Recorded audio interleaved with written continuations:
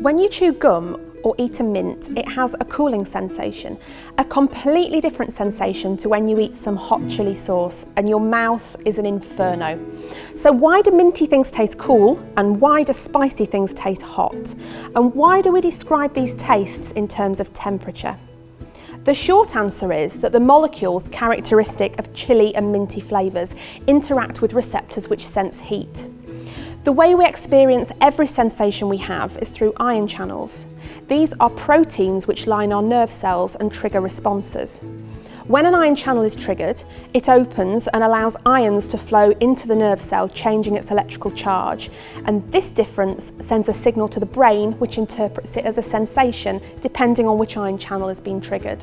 Sometimes these ion channels can be fooled, especially the ones in our mouths.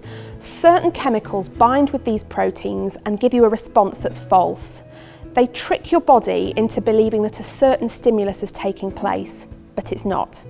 Capsaicin, the molecule found in chilies, binds to the TRPV1 receptor. T stands for transient, meaning it's not activated all the time, and a cation channel means that when activated, the receptor allows for the flow of positive ions or cations from the outside to the inside of the cell. It's a subfamily because other ion channels look like this.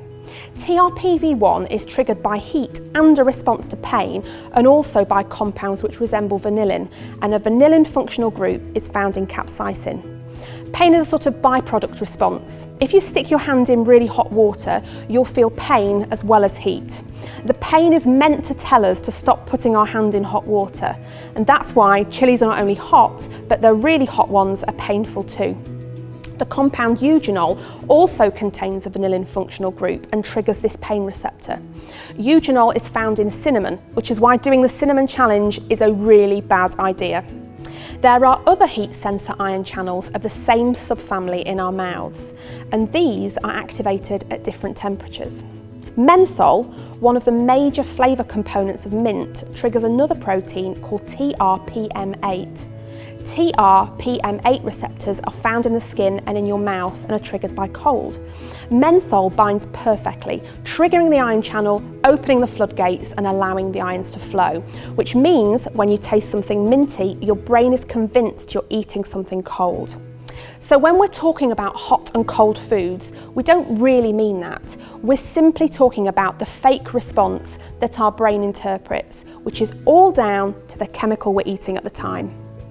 For more edible experiments and the chemistry behind certain foods, check out my other videos and demo sheets.